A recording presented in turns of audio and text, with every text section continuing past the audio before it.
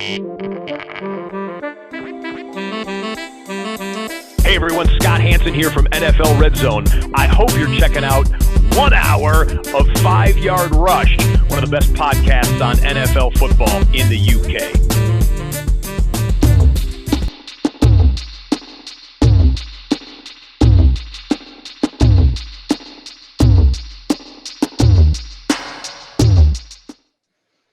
Yo, what's happening, Rush Nation? We're back. It's Tuesday. Apologies for that. The video is going to drop a little bit later. We got some live stream issues, but it wouldn't be draft season with bringing back a guest. Before we get to today's guest, big man, how you doing? The sun's out. Everything's good, man.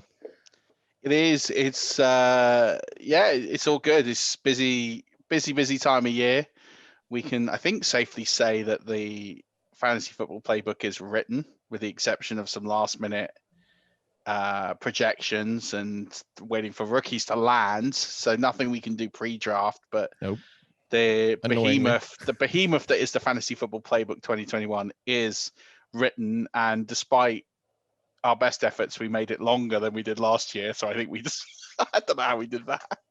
Well, I can tell you how I did it, because I went double hard on every single rookie, and I did twice as many rookies. So I wrote twice as many words on twice as many rookies, and filled out a lot of Google Docs. So there was my half, and then there's some absolutely smashing insight on the fantasy side from you, sir. So the behemoth that is the playbook is almost ready, and we wanted to make sure it was perfect before telling you when it was out. So that date is still behind closed doors, because like Murf said, it's not quite finished. There's a bit of ink still drying from the quill, but we'll get there. We've got it. We're first and goal. Yeah, let's just hope I'm not the running back, because all 165 pound of me is not smashing through that line. Talking of smashing through that line, somebody who is annihilating, well, the fantasy football world as she blazes a trail through it, is returning guest. I think this is the fifth time you're on. Fifth or sixth time. Yeah, I don't know. We're so lucky that her agent takes our calls, because yes. I mean, we joked the last time that she was on. It was like, look, we're going to have to get an agent to book you. And then since you've been on, I can't even, like, your bio would be the longest bio of anyone we have on, because you work for every publication going. Mm-hmm. And especially it doesn't help. Yeah. It's Stepmom Lauren. She's here in the house again. Welcome. Hi. Thank you for having me. Like I said before, I wouldn't miss being on 5-Yard Rush ever. Rush Nation, some of my favorites, I got to say. Thank you for having me on. I know my bio is a little long. It is. It's every time I message you to see if you come on, you're like, oh yeah, I don't get this right. I'm doing this now. And it's like, well, hang on a minute. How many more hours in the day have you added over there in Florida? Like, what's going on? It's nuts, but I love it so much. So it doesn't really feel like work. So it's like, I don't know. This is why you take 2 months off between, February and March. I am MIA. I'm not on social media much. I take those 2 months off because from April to August, I'm slammed busy. And then from August to December, I have no life, like none. But I love it because it's fun and I enjoy doing it. So it doesn't feel like I'm, working per se. I know that's very cliche, but yeah, that's why. And then I think I'll have, last year I only had 1 day a week off, and that was Saturday. And then I was like, don't talk to me on Saturday. I am laying on the couch and I'm going to watch college football, HGTV, or Ghost Adventures. So leave me alone. Don't talk to me so I can sleep. Ghost Adventures. Wow.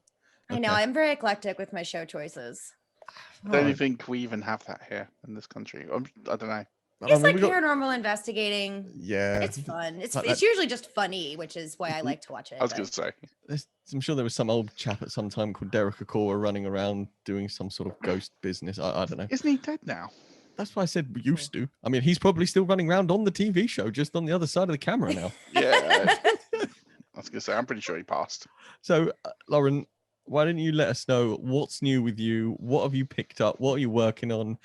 What else have you added to your repertoire since last on? How much time do we have? I'm just kidding. But no, so I'm still with the Fantasy Footballers.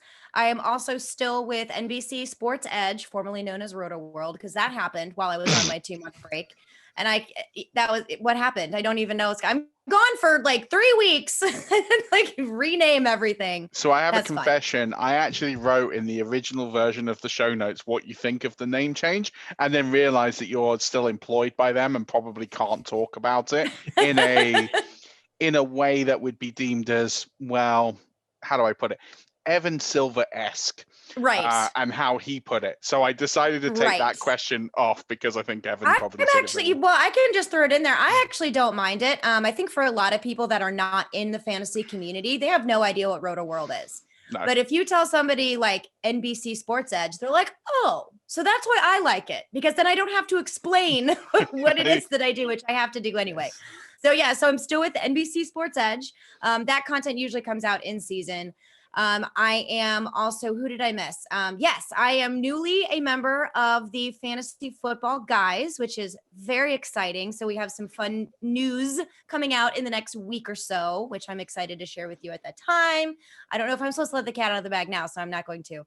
Follow me on Twitter at Stepmom Lauren if you want to know. I might give you behind the scenes info. But yeah, and I am still with Fantasy Pros as well. And I'm doing a lot of video content for them this year. And it's exciting. It's super fun. And you guys have to hear me and watch me and read my stuff more. So if you don't like that, I'm not sorry. And also, you're contributing to one of our favorite fantasy football publications this year. Yes, I am. Fantasy, I hope we're talking about the same one, right? Yeah. Okay, we are. Yes. Well, to be fair, then knowing you, it could be 2. Yeah. I don't know. We're talking about Joe P. I don't know. We're talking about the Black Book. Yes. So I am going to be doing 2 divisions of the fantasy team previews for Joe and the fantasy Black Book, which I am super excited about. So yeah, that too. Which is awesome. We're big fans of the Black Book. We've pushed it pretty hard. Joe, we haven't actually talked commission with Joe, but we probably need to. He did at one point say we were single-handedly responsible for a significant uptake in units of the Black Book here in the UK. So he's such a cool person. We love him. I think up there, I think you and him are the 2 most guested, or 2 guests we have the most on the show. I love that. Yay. And the thing that's great about Joe too is he is an avid proponent and promoter of women in the sports world. I mean, he's been behind my back since before I even really did that much. I mean, and he was just like, go for it, keep killing it. I mean, he's just a really, really good person. So it's good to see him at Fantasy Pros killing it, and also seeing the Black Book come out again. So yeah, it's brilliant. We had him on for the Super Bowl week, and because him being a Patriots and Tom Brady, we thought it made complete sense as the quarterback guy. And he obviously told me that the Fantasy Pros thing, it wasn't official. It was like, I think less than 24 hours, but he told me obviously it was happening, and I couldn't think of a better choice. And obviously they got Kyle there, and you're there. Everyone's there now. Nate Hamilton was on this week. Joe's just bringing the whole band over of people that used to be on. It's crazy. It's great. And look, you've also, Davey, you've been on their podcast a couple of times now, haven't you, as well? The Fantasy Pros. So it's good. I have. You're taking over the world. Like next time you're on, it's literally going to be, we're going to need 10 minutes of just intro and Lauren and what she's doing. No. Your agent's killing it. Like you probably have the best agent in fantasy sports right now. I do have the best agent, although he is terrified of thunderstorms, which was going on all day today. So he was spazzing out and freaking out and running around the living room like a psychopath. He's also a 4.5-pound Pomeranian. And my oldest Pomeranian, the predecessor of my promoters or my agents, if you will, he's turning 17 today. Hero. He's like from the time of Christ. He is such an old dog, but he's cool. But he's deaf now, so he can't hear the thunder, so he doesn't care. Speaking of birthdays, because I feel bad I forgot this in the intro, but it was Stocks' birthday on Saturday. Happy belated birthday. Thank you. We didn't obviously celebrate in person because we're still under some significant restrictions here in the UK. Oh, that sucks. You should come to Florida. Well, I think I'll be coming out there in 2022. I think that's the plan. I will be. Let me know. Let me know. Now the family have moved back down to Orlando. I have residency. That's like right around. My husband works in Orlando. Oh, come on. We're gonna hang out. We'll sort it out. But Stocks, we couldn't obviously see each other for birthday. We will hopefully get to see each other in the next few weeks when they do lift some more restrictions in May 17th, I think it is. So, Yeah, it's but Fingers did you crossed. talk about your birthday, man? Because I feel gutted I didn't see you. I did obviously send you something, and at least it got there on time this year, which helped. You God bless did, for all and mail. I massively appreciate it. If it wasn't around 45 degrees centigrade in my flat right now, I would be wearing it. Murph bought me a delightful Denver Broncos hoodie, so much love, big man. With restrictions being in place, I could only go to my mother's because she's part of our support bubble. So we went there, and the wife cooked up 2 racks of ribs, 24 wings, coleslaw, corn on the cob, wedges, and made a sick birthday cake. So By the way, I'll send you a picture, Lauren. The most incredible birthday cake I've ever seen. Oh, I want to see a picture. It's like, I honestly, Like because a I work of know, art. yeah, with because I food. know Emma is a great cake baker. I didn't question that she baked it, but I'll show you this and you won't believe it wasn't store bought, because it is just one of the most beautiful things. Oh, I can't wait to see it. Oh yeah, I'll send it over now so you can get a live reaction on there. But it is yeah, incredible. Your wife absolutely crushed it. So shout out to Mrs. M, because she raised the game, and I sent the cake to my missus, and she is not going to be able to recreate something similar, but she can try. Oh, wow. Yeah.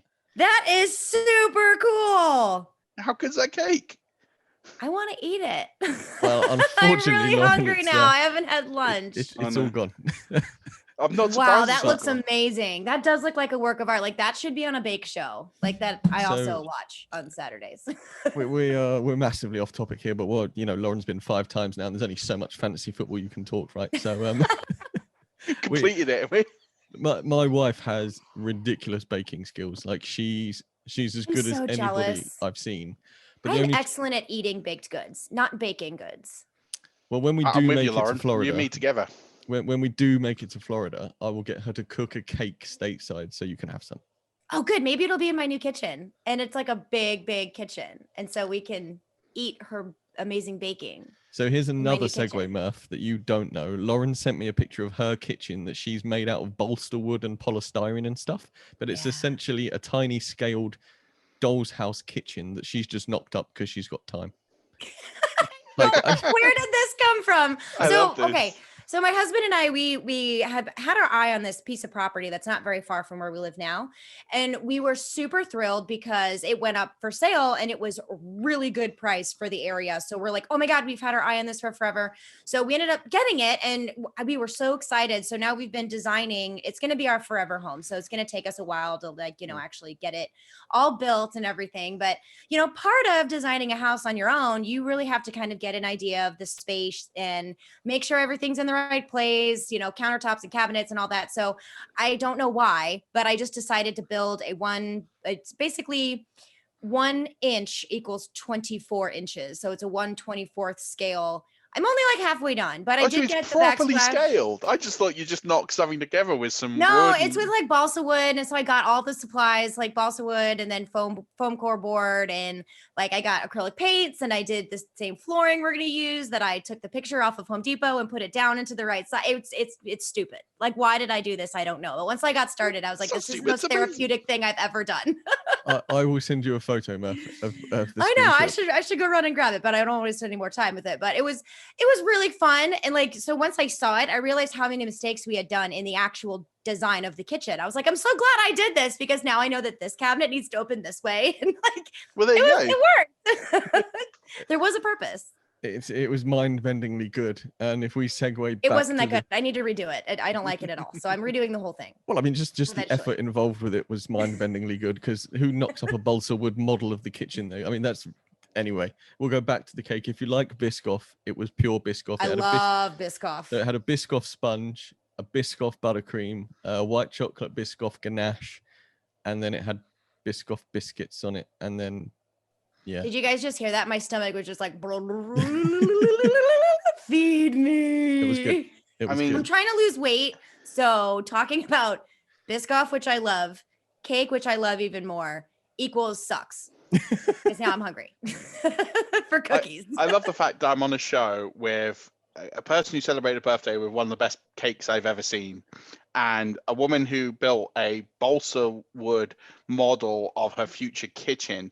And all I have managed to achieve this week is teach my 20-month-old son how to fist bump. That's Like amazing, I though. feel like levels wise, I'm really I feel like I need to pull something out of the bag for next week. I think it's pretty good. I also did make my earrings. Did I tell you that?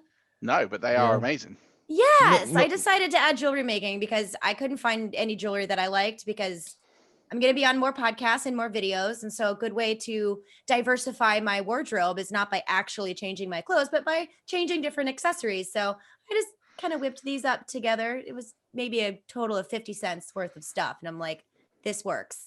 This works. Ladies, I can help you make your own jewelry for cheap, super duper cheap. And it's easy. It's not as complicated as one might think. And that was just the 8 pairs Lauren knocked up yesterday, or 6 pairs. There you go. I mean, I did. Made about 8 pairs yesterday. Once you get into the rhythm, it's just like do.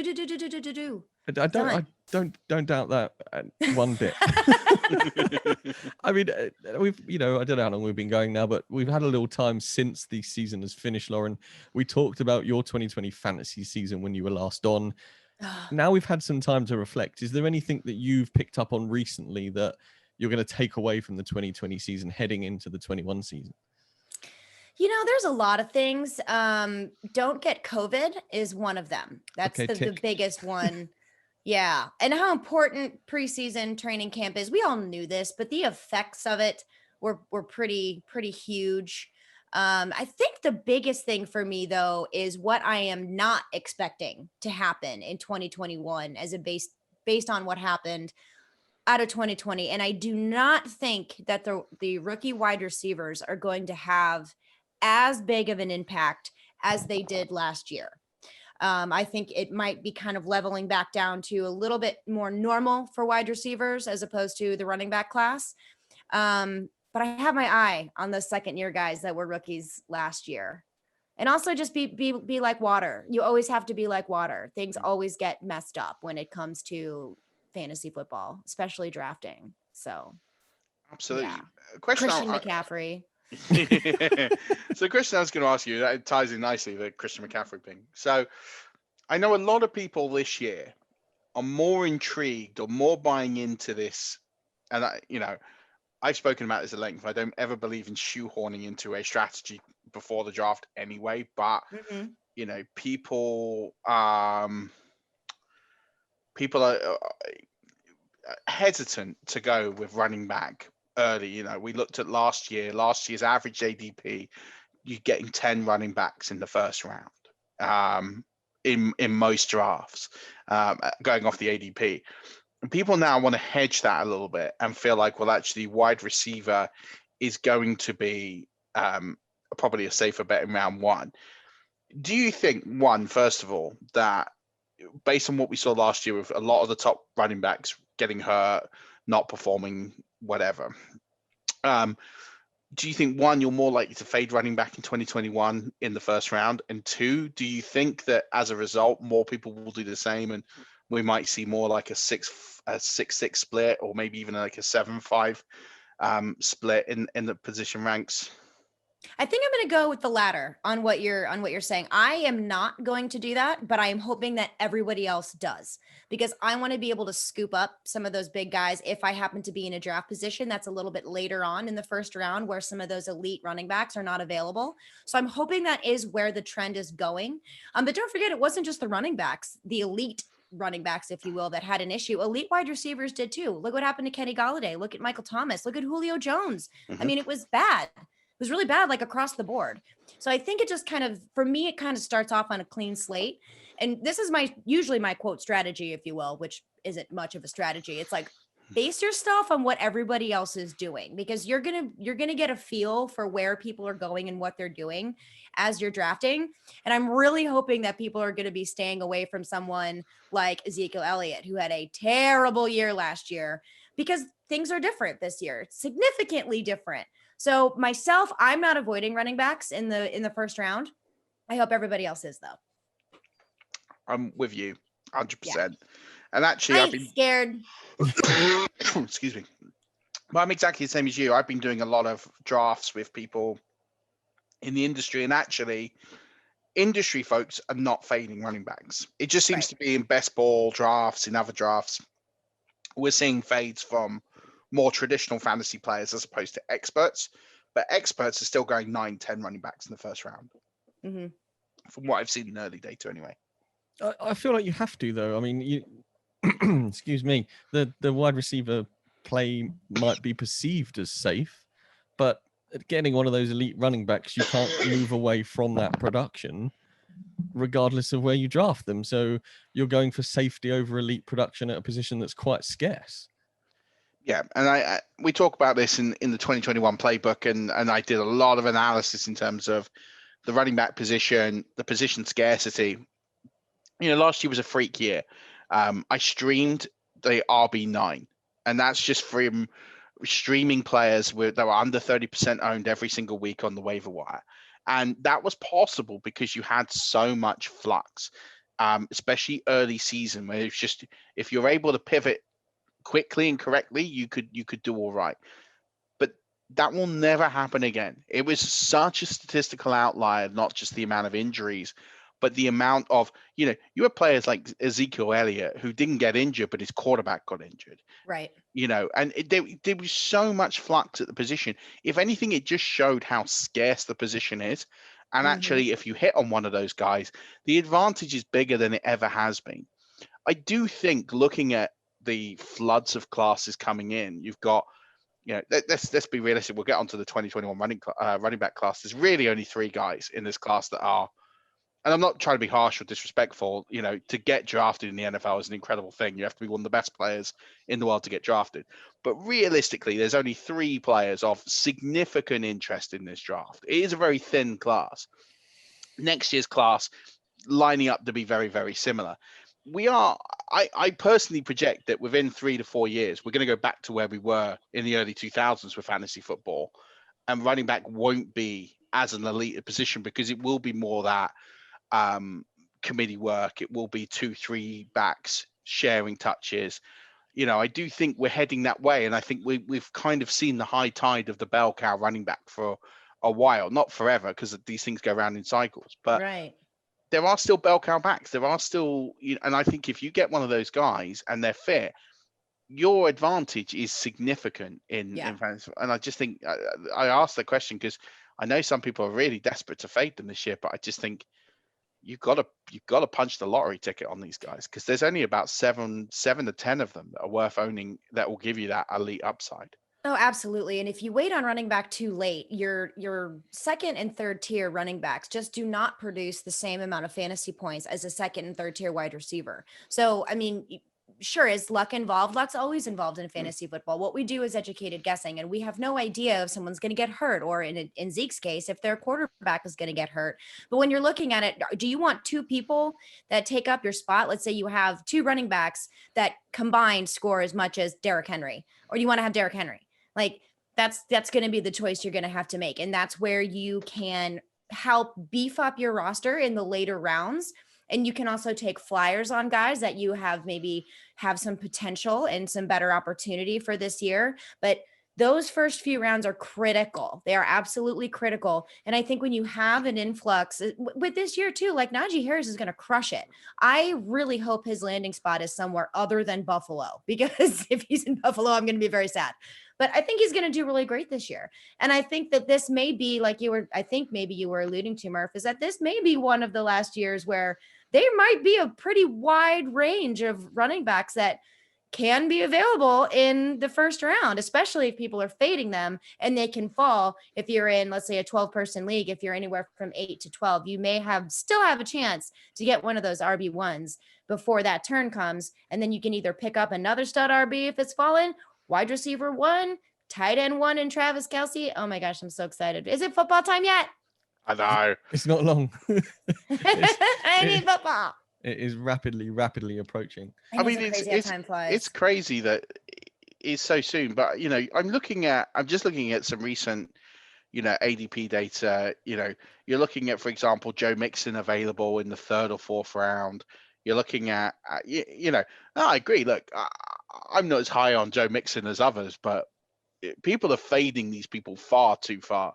Joe Mixon, given the position, shouldn't be, the running back 12 off the board, running back 13 off the board. He deserves to be higher than that, given it's an injury discount baked into it.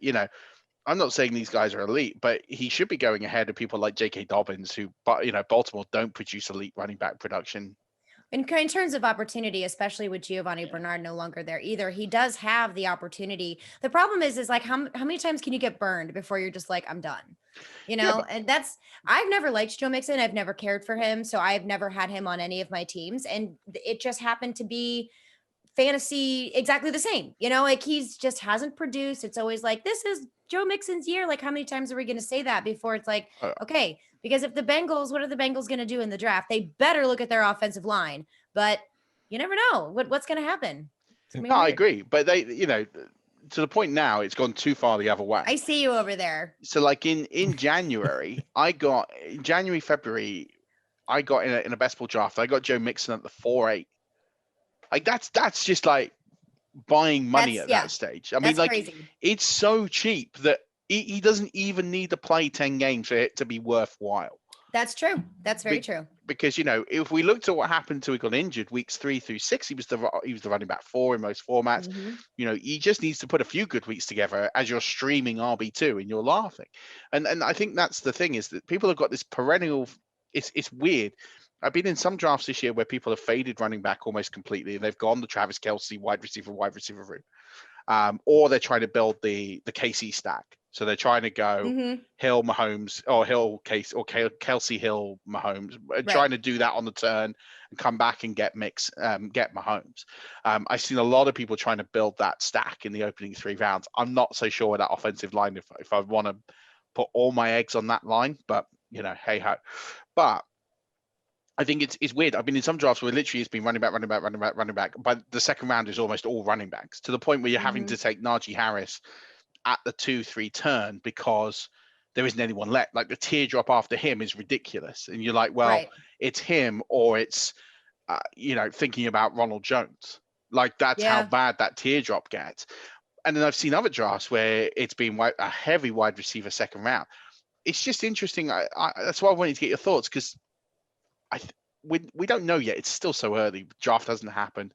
A lot of this is going to get defined, but I think people need to be prepared for both scenarios. One, in a case of where running backs go off the board early, and to not panic and just let the value come to you. And if they go, they go, and don't chase the position. And the other half is, well, if you're going to get players fall to you, I think like I was in a draft the other day and got Antonio Gibson at the 3-3. I was just going to bring his name up. Phenomenal. If I can get Antonio Gibson in the 3, if I can get Antonio Gibson anywhere in the second round, I'm buying. Like it doesn't. Literally, I'm auto buying. It's like, I'll hit that button because the guy's breakout potential with that offense. A Christian McCaffrey 2018-2019 season is not outside of his range of outcomes. Yeah, that's a good point. And I think this year, because I haven't done a ton of mock drafts yet, I'll really vamp those up July and August. And is when I'll start playing around with strategies and just seeing how things are different. Because we don't really know a whole bunch right now. Just not enough details, not enough off-season moves yet. We still have the draft. But that's a really intriguing what it would look like if you're going to wait on running back. Because one of the things I wrote for Fantasy Pros last year was experimenting with the 0 wide receiver strategy and 0 running back strategy. They were both frankly gross, but it's curious. It's curious to see who may be available, may not be available at that time. And I'm wondering how different it's going to be this year as opposed to last year.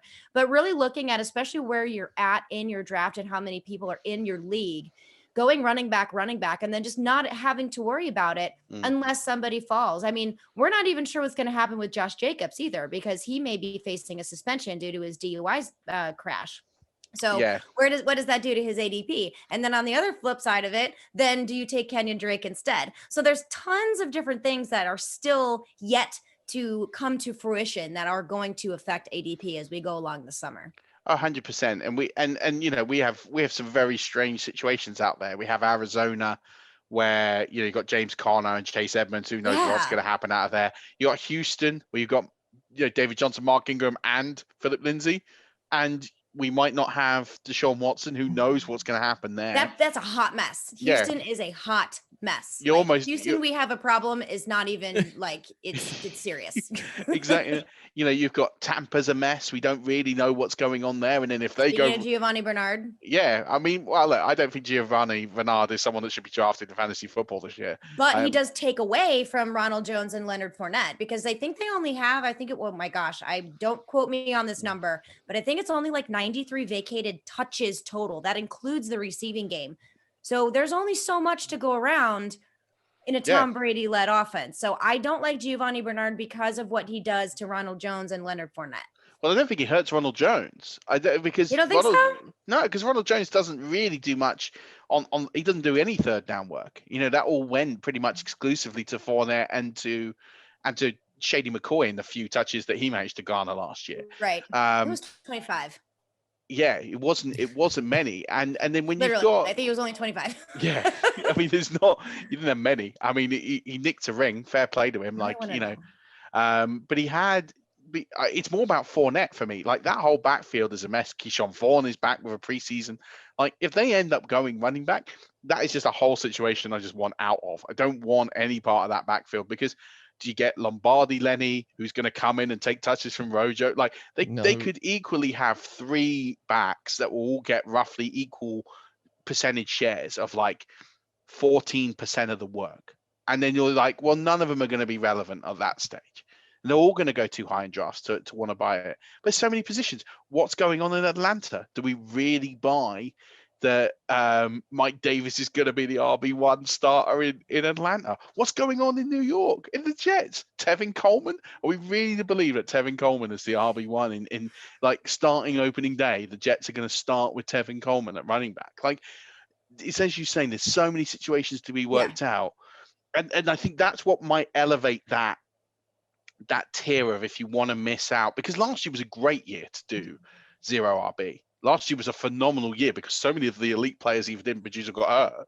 Right. If you missed on them and you landed on David Montgomery in the 5th or 6th round and you picked up a Mike Davis or James Robinson off waivers, you're pretty much locked in RB1 production. I love fantasy football. Like that's what happens when you're the beneficiary of that. Yeah, you just hit. I mean, like it happens, but I don't think that's going to happen again. And I think the reason I want to have this discussion is I just don't want people to think that like you'll get the zero RB truthers out there and they'll say, it worked last year. Look at me. I won so many leagues. And it's like, keep an open mind. And that, I guess, was the point of the discussion.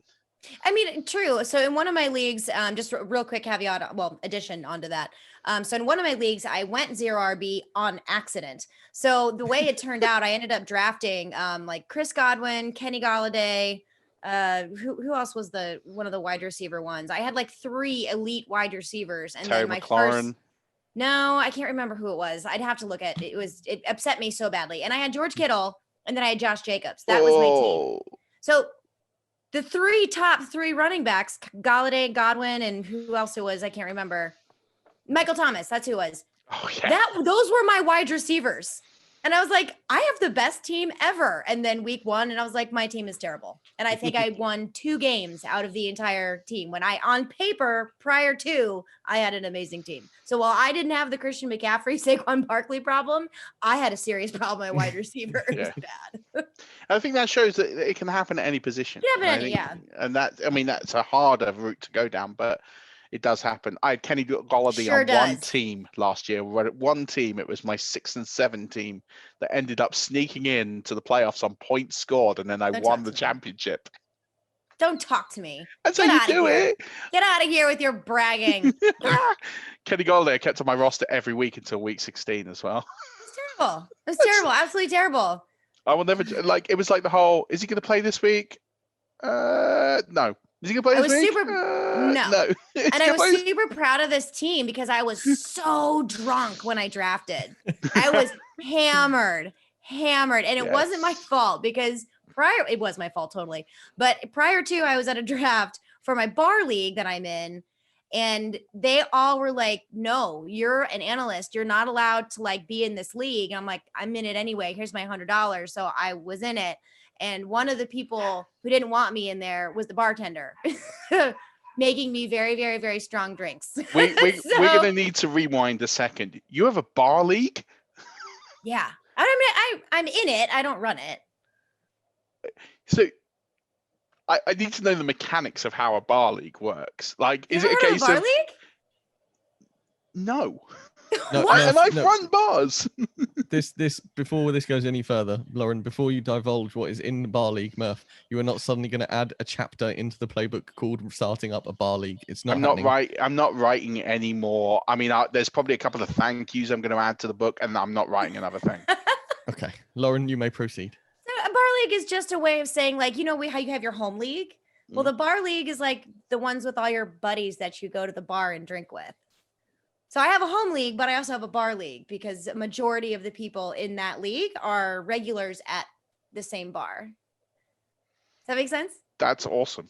It's very simple. Yeah. So that's my bar league. It's my, yeah. I'm the only girl in it, which is super fun. And most of them are older gentlemen.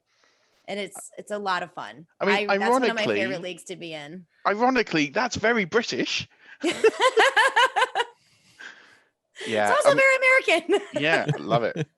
Phenomenal. I feel like there's a long play situation there in which you got drunk in year one and because you were the analyst and no one wanted you in, and then next year you're going to shark people it. quit the league because I was in it. I was like, I got 5th place last year. It's not like I won. Like, calm down. No, everyone's like, she's going to be in it. I quit. I'm like, nor am I a poor person to play with.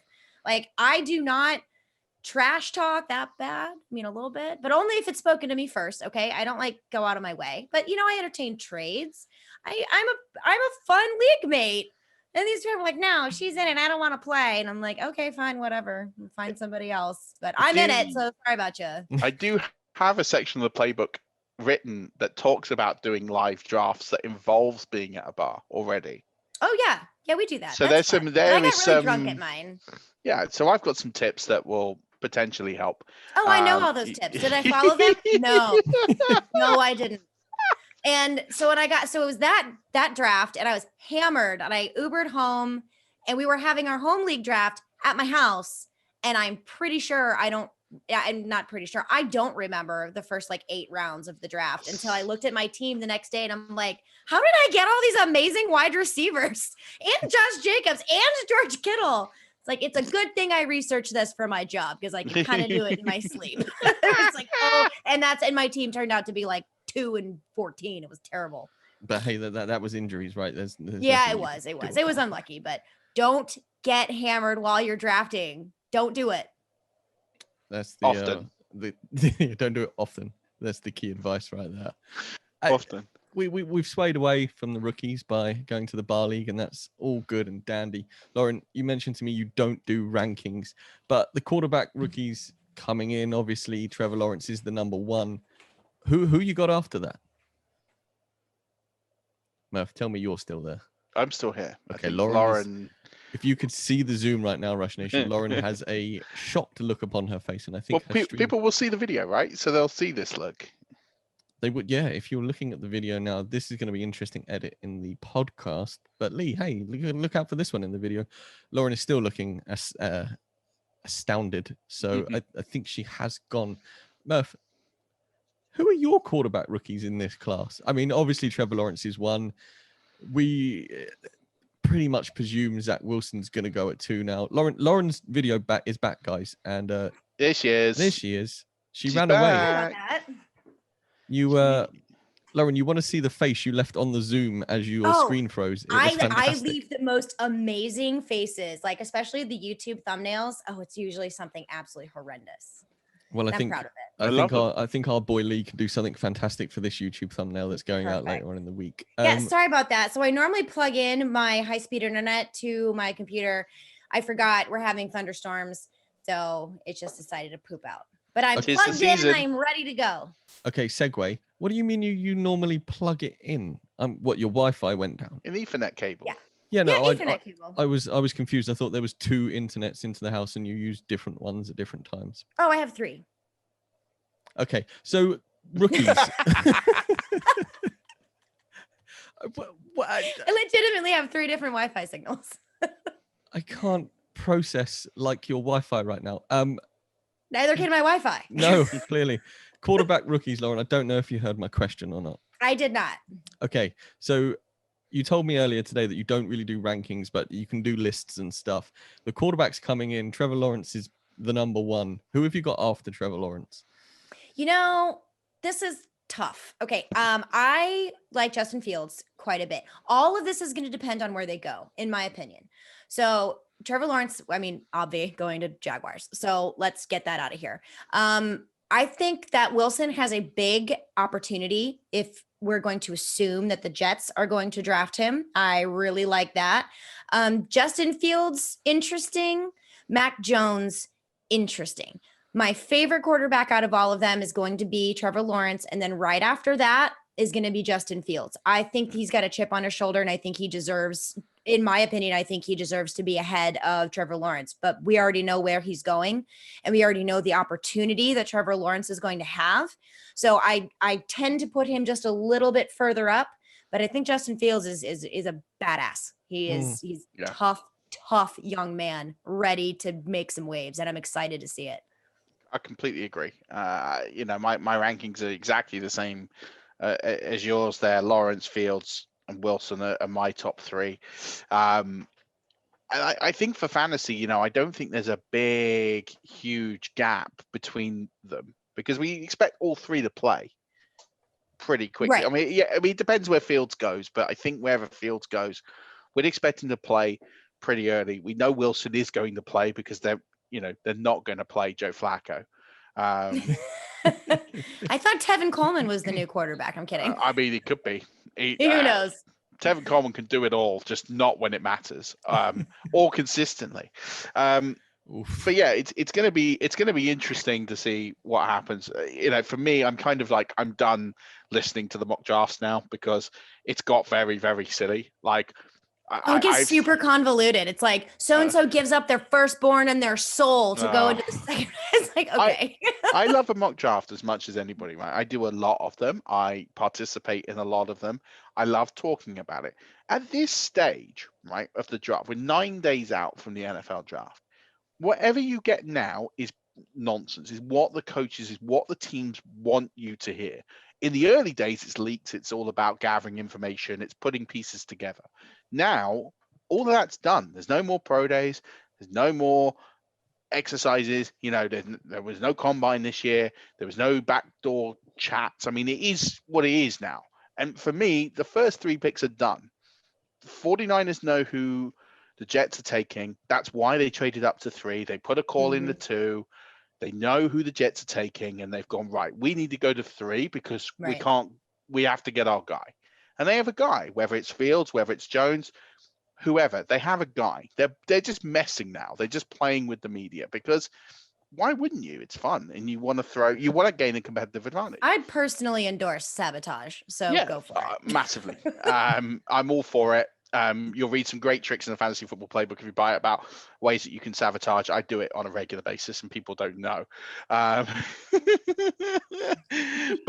I think it's part of the game, right? But I think we're now at the stage where you don't need to really believe any more mock drafts. So much crap comes out. The Giants are going to trade down from 11. Dave Gettleman has never done a trade down in his life. Like, it's just not going to happen. He's not going to trade down from 11. The Dolphins are going to trade down from 6 after buying 6. Yeah, that's a new one. Yeah, just stop. Just stop. We don't need, the draft's 9 days from now. Report news or don't report anything. Like, it's fine. We don't need to make stuff up. We're better than this. Yeah. I don't know, but I've always thought it would be Jones, but I do think it will be Fields now in San Francisco. And I think either quarterback makes sense. Fields for the upside and the character and the ability. I'd love to see Fields in San Francisco. I would love to see that. I think it would be a great fit. I think both are good fits. I think Mac Jones is a really good fit for that Shanahan offense. I think they're both really good fits. The one I don't get is Trey Lance. That's the one I don't get to San Fran. And I don't think he's going to be the pick. But yeah, that's a wild card for me. I have no idea where he's going to go. I have no idea. I don't know. One of those things I just don't have a strong opinion on either way. So I'll be like, okay, we'll see. I will say, Murf, you said you think Fields will play. The only way I don't think he plays is if San Fran take Mac Jones at 3, and then the Falcons decide Lance is their guy next year, and they're going to sit him. No, sorry, Fields is their guy for next year, and they sit him behind Ryan. I can't no, but see. that would be the only way that I think we don't see him. The only thing I can say with any degree of confidence is I do not think Atlanta will take a quarterback at 4. You know, the way that they've restructured Matt Ryan's deal. Yeah. They need a running back. Well, they need so many positions. True. Any position there makes sense, but quarterback, because Matt Ryan is still young enough to where he can play for 3 or 4 years. But the way that the contract is structured, you're not getting away from it from the next 2 years. Like, you're just not. Right. I can't see them picking at 4 as bad as they are, going down the Jordan Love route of we're going to draft Trey Lance because we love him and we're going to sit him for 2 years. I don't think the Falcons are where the Packers are and have the luxury to do that. They could trade down. They could pick the best player in the class. They could do a lot of things. You got to think that for Atlanta, who don't need a quarterback, they essentially have for them the number 1 pick because they can pick any player in the draft because they're not in for quarterback. So you can do so much with that. You can trade it. You've got the number for them. They've got the number 1 pick. That's what true. Atlanta It's an have interesting right now. way to look at it. Yeah, I didn't think about it that way. I just don't see Atlanta going QB. And then, Lance, I don't think starts this year because I could see Lance going somewhere like Detroit. I can see Lance going. I can hope see not, Lance for his soul. But they're rebuilding. You never know, and they got the dude there. So Ask any Lions fan. Terrible. And I say this because my husband's a diehard Lions fan. It's the only reason I say that. There's a slim chance, Lauren, that your boy Drew Lock possibly gets into some sort of camp battle with Trey Lance if the Broncos decide to join in that party and move up, or if he's there at 9. I don't know. And that would be, well. I still think Denver go Teddy Bridgewater. I'm giving Drew Lock 1 more year. He was hurt last year. Things were weird. It was 2020. I'm giving him 1 more year. Cortland Sutton was hurt, so I'm not ready to give up yet. The only position we haven't. You look really sad right now as you talk about Drew Lock. Like, you look so sad. Well, the only trouble is, I agree with you. I think 1 more year. You need a tissue? No. Give me a minute. Hang on. No, I think the only the only position we haven't strengthened as a team, Denver, so far in free agency is linebacker. And at 9, we've possibly got the pick of all the defensive players in the class, and linebacker is the biggest need we have currently on defense. So I think we either trade back or take a linebacker. I have 2 schools of thought here. Right, one, if Drew Lock is the starting quarterback for the Denver Broncos, I tell you now, Vic Fangio will be fired. He will be He'll be gone. Well, it doesn't matter whether it's Teddy, who the quarterback is. I think we go linebacker because it could be Teddy rather than Drew. You've needed linebacker for 3 years, and you've gone past. You could have had Devin Bush 2 years ago, who ultimately was a home run pick 2 years ago at linebacker. If they start Drew Lock week 1, you don't think they're going to start Drew Lock this season? Barring injury. I'm not saying that. I'm saying that if Drew Lock is the starting quarterback for the Denver Broncos in 2021, Vic Fangio will be fired. He will be fired. We should make some kind of a bet. Rush Nation. We'll do something. Think? We should make a bet. He'll be fired. He'll be fired at some point, either at the end of the season or whatever. You can't be like in 3 years from now he gets fired. You're like, see, it's because you started Drew Lock in 2021. No. He will be fired. He'll be fired by Black Monday. Okay. So he'll be fired by Black Monday. So like if he might coach the season and go the day after the season ends, whatever that happened. But this is so not responsible of me, but I'm going to take your bet. Yeah. if Drew Lock is the starting quarterback. This is how you don't draft, my friends, with your heart. We'll work out what we're going to do. Don't do that. But I just think with linebacker, I agree with you. I think you need linebacker, and I think linebacker makes sense. I just think if Denver were going to draft linebacker, they would have done it with Devin Bush if they valued that position. I just don't think they do. I don't think they value it with a first round pick. And I think you can get a guy in the second round who would do a job. I know. Look, listen. If there's, if Rashawn Slater or Penei Sewell's there at 9, obviously you pull the trigger on them because they're both outstanding offensive tackles.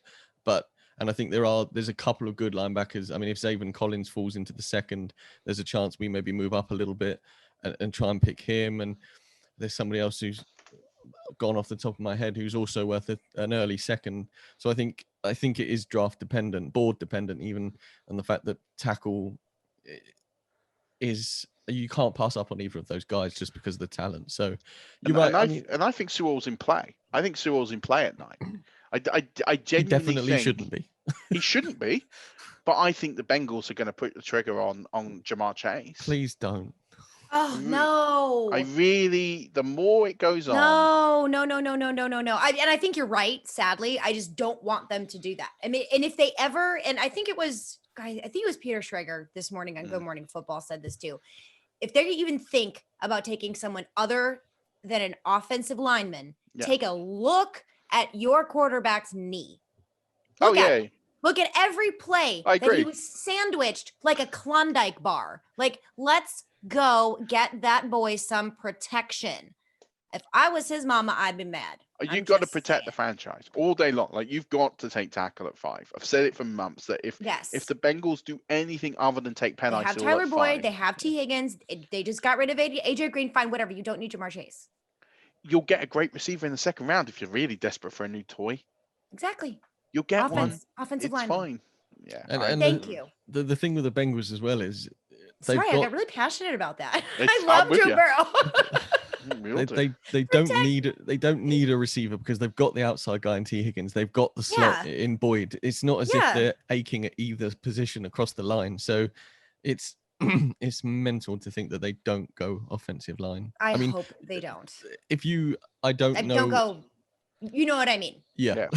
But I mean, you've only got to look at the picture of Joe Burrow sitting in the chair in his new uniform and his knees there for everybody to see, like the scar down the front of it. I mean, Joe, I feel your pain. I've been there. We've done that. I mean, the fact that they've put that in the photo is surely a smack in their own face. Like, guys, we need to go line here. Like, what's going on? Well, it should do. Someone in the organization needs to just take ownership of this. And do you know what? The problem now with NFL teams is that they have too many decision makers, right? Too many cooks in the kitchen. 100%. You literally, it has to be either the GM, the coach, or whoever, right? Whoever is responsible needs to go and say, we took Joe Burrow number 1. We have to protect the franchise. Done. That's it. Yeah. That's the conversation. Now, if you want to pass on Sewell and you go Darrishaw because you like him more, whatever, like, then it comes down to preference and what you're looking for at the position. And Sewell is the one, but people have doubts. If you want to go for a different tackle, fine. It'll raise some questions. I mean, look at Gettleman last year. He went with Thomas, who was the worst of the big 4 tackles. He paid for it, big way, because it didn't work. Mm-hmm. The other 3 went on to have very successful rookie years, especially Tristan Wirfs, who ended up with a ring and was rated the best of 4th, and he went last of the 4. Like, you just got to protect the franchise. Didn't PFF have him the best out of those 3, 4? Yeah, he was ranked the best in his rookie year. It feels like that was a long time ago. It does. I'm still living the dream. I'm still on that boat with the boys, with Tom, who's out there getting smashed. But I think it's bringing it back to rookies. I think it's just important that when we're looking at, like, it's so fluid. Like, I just think this is the most fascinating draft of the last. It is, yeah. Probably half a dozen years. I think since that 2014 wide receiver class, we had Evans and Beckham, and you had quarterbacks in there, and literally everything was going on. Like, that was such a fascinating. I think this is the most exciting since then, because literally anything can happen. Like, there's so many different avenues of this draft. It's true. Mm-hmm. Literally anything can happen. And then you add in no combine, no consistency in testing. Like, this is an absolute crapshoot. This could be, GMs will get fired for this draft. It's possible. Yeah. Because someone's going to make a massive mistake. Maybe multiple GMs will make a massive mistake. It's not going to be the Broncos. We hope not. I hope not. I love the Broncos. I'm working on it, Stocks. I don't want them to take Teddy Bridgewater, and I don't want them to take a linebacker. I want them to go and get a pick of a player that is going They to. passed up on Sam Darnold. I'm telling you, I think this is going to be another year of Drew Lock. And if Vic Fangio gets fired, then he gets fired. But I think he needs a year. I don't think Vic Fangio getting fired is the worst thing for the Denver Broncos either. By the way, maybe. I don't know. But I'm just saying. I just think if Drew Lock with Cortland Sutton healthy, I'm excited. Yeah. If you could just see the look on Stock's face, it's kind of priceless. I like Drew Lock. I think Drew Lock is a good guy. He's a good locker room guy. And now you're just lying, Murf. No. I'm serious. Listen, you can go back and listen to the tapes of when he was in the draft class and said out of Mizzou, he was the guy outside in the second round is the guy I would take. But we've seen enough of him in the NFL to know that he's not at the level that he needs to be. Yes. For what the Broncos need him to be. The Broncos need someone who is going to make plays. For anyone who doesn't know, listening to this, I graduated from Mizzou. This is why I have an unholy love for Drew Lock. Not because I think he's uber massively talented. Listen, you stop it right now. He is my boy. And I don't care. I went to the University of Florida, and I don't particularly think Kyle Trask is a great NFL quarterback. That's why we're not talking about him. But that's my point. But we got Kyle Pitts, so it's fine. Oh, what a stud! He's going to flame out year one. It's going to turn into absolutely nothing. No, of course I'm joking. Who hurt you? No one. Hurt you? Well, where do you want to start? How far do you want to go back? I mean, I don't know.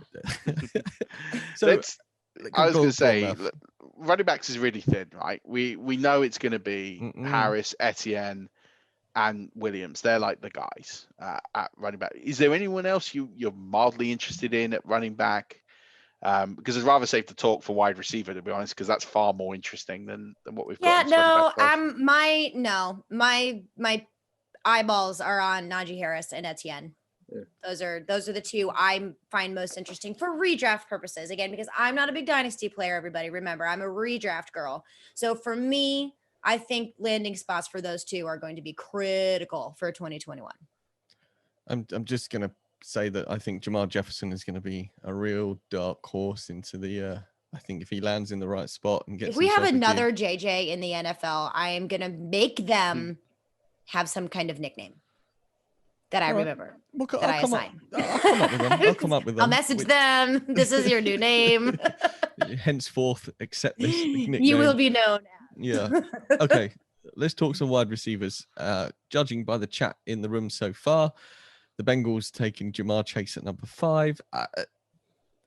Apart from obviously Jamar Chase is pretty much everybody's number 1. A few people have got Waddle here and Smith, but most people have got Chase as the number 1. Where do you fall on everyone else in the top level of this class, Lauren? I like Devontae Smith and I like Jalen Waddle. I think those 3 are the top 3 I'm curious about. I don't think we're going to have another year like we did last year where these rookies are blowing up like the Justin Jefferson did. But yeah, I'm excited. I really want to see where Devontae Smith goes. I really do. Because I want him to do well. I want all of them to do well. But those are my big 3.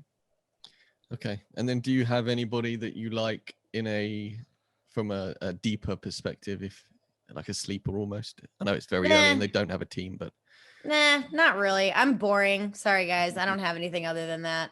That's fine. I mean, I've heard a couple names. Like I'm curious to see where Equanimous St. Brown's brother Amon-Ra goes. That should be a little interesting.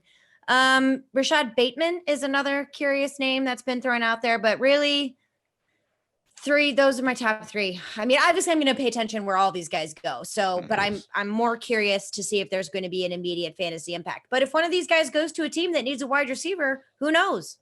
Mm-hmm. Maybe they're going to be somebody that I'm going to want to pay attention to. I mean, it's fascinating. I think landing spot is not as important. I think, we had JJ Zach Reason on last week. He was saying that they're important, but they're not as important as they are for running backs, where they're vitally super important. But I can't get on the Devonta Smith train. I just can't. I like the guy. I think he's a good player. But he's my wide receiver 5 in this class. And I can't put him higher. I just can't do it. He is just going to be the best slot receiver this NFL has seen. And there's merit and there's value in that. Up until the point where slot receivers are a dime a dozen. They don't get paid. They don't get consistent numbers. I mean, Cooper Kupp, I think, is probably the exception to that rule. I'm trying to think if there's another one, but there's not many slot guys that are going to get 110 targets a season. Yeah. And I think that's just where Devonta Smith is going to be one of these playmaker guys who can do a lot and will get touches and will be relevant for a very short period of time. And I don't see him having this long, illustrious career in the NFL. And I think, unfortunately, teams just aren't going to value his skill set and what he can do. And that's why. And listen, he might go to the perfect landing spot, and I might shove him all the way up to 2. But right now, I can't invest that high on a slot guy. I just can't. And that's why I have him there. And I have Marshall over him. I have Bateman over him. Bateman's my 2. I think Bateman is massively slept on. I think what he did in his year when he was just 18 years old in the league or in college was just exceptional. And I think that he is getting too much of a discount because he got COVID and he lost a lot of weight. I wish that happened to me. Not the COVID part, the losing weight part. Everybody. I don't wish for you to have COVID. But No. what about you, Not that Stocks? bit. The weight loss would be nice. What about you, Stocks? Where's your? I give me 20 seconds. I think my wide receiver tab is still open. I know I've got Chase at 1, and then I think, of course, there's no heading, so I'm going to have to scroll down. Well done, Stocks. I mean, I've got Devonta Smith at 2, and then Rashad Bateman at 3. And this is purely based on the film I watched, and obviously Smith had a serious season. But as soon as I saw Rashad Bateman in 2018, I was like, this boy's. He's my man. So the fact you've got him at 2 and I've got him at 3, I love that, Murf. Lauren, we've eaten up quite a lot of your Tuesday so far. It's lunchtime there. Let's finish off with Kyle Pitts. Pretty much the only real tight end we've got to talk about so far for fantasy. I don't see him being a failure because he is generationally brilliant. Yeah. Obviously, where do you think, if he landed, do you think you'd really like to go and get him early in a draft, move up almost, or what spot do you think, I'm not having any of that? Say you went to the Lions and he was there with TJ Hockenson. Where would you like him to land and where wouldn't you? I guess is my convoluted way of asking that question. I don't know. I'm trying to think of who's in line to snag him. Well, the Falcons at 4 could do it. The Dolphins at 6 could do it, but then you got Mike Gesicki. I mean, they're not the same guy, but do you just give up on Gesicki like that? I mean, the Chargers, they're late on, but they've got Jared Cook, but Hunter Henry's gone, and him and Justin Herbert could be pretty spicy. Yeah, I like the Chargers a lot. That's kind of one of my favorite places for him to send. I do not want him to go to the Patriots. Throw that in there. Don't need a third one. Hate for him to go to the Lions. That would be terrible too. Not the Eagles. I don't like that situation either, but they do like 2 tight ends, so you never know. It would have to take a pretty poor landing spot for me to stay away from him in Dynasty. Redraft, I'm skeptical. Don't forget, rookie tight ends are not historically good year 1. I understand that he is not a typical tight end, but he is still a rookie tight end. I think that there are some other later round options I might want to target in a redraft than Kyle Pitts, but he's a stud. That dude is a stud. He is a cool guy, and I am so excited to see where he goes. So, Murf, you were talking about this, but my stepdaughter, she is going to be graduating the next few years with her master's from University of Florida. So we're big Gator people in this house, and Kyle Pitts is fun to watch, and I cannot wait to see where he goes. So it better be to a good place, or I'm going to be upset. He is for me the most interesting prospect in this draft because he realistically people talked about Chase Claypool, right? Saying like, oh, well, Chase Claypool's going to be a tight end due to his size. And then he wasn't, and then he killed it year 1. Yeah. Well, he's like one cheeseburger away from being a tight end. I mean, just because he's huge. But Kyle Pitts is almost the other way. He's so lean and athletic that boy can play wide receiver. Like, oh yeah, I thought he was a wide receiver. Like just in the first couple of games, I wasn't really paying attention, and I was like, Oh my God, that's their tight end. Oh, I He can't can go. wait till you He can go graduate. everywhere. It's gonna be so good. That And sounded really dirty. I didn't mean it like that. You can mean it like that. I don't blame you. I man crush on carpets all the time. Just- Like it's fine. Especially when I was like doing the steepled fingers, like I can't wait till you graduate. It just sounded really bad. I didn't mean it like that. I meant for fantasy purposes, fantasy football purposes. This is going off the rails. I pray that Kyle Pitts becomes a wide receiver. That is all I'm saying. Is I just pray. I pray he becomes a wide receiver because tight ends don't matter. They just don't matter. You don't need to draft them. Just don't worry about it. Just listen. Be a wide receiver and be great in the NFL. We're not going down this tight end debate at Murf. We've kept Lauren long enough. We will do a tight end debate special on Kyle Pitts. But yeah, I mean, as a wide receiver, he would be absolutely phenomenal. Lauren, there's going to be a 6th round for you to come back because we haven't even scraped half of today's barrel. I have to, especially once we do landing spots. Then it's on. Better watch out. There we go. Let's, do you have you're not really one for spicy hot takes, but do you have one regarding the rookies in the 2021 class? No. Okay, cool. I don't.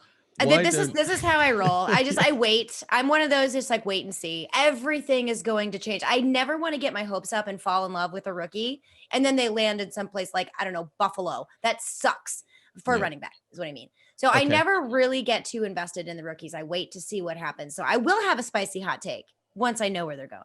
Well, why don't you like do that hedge? I totally hedged there. Why don't you do a episode special Drew Lock spicy hot take, considering you don't think he's going to get Vic Fangio fired? Where do you think he could finish?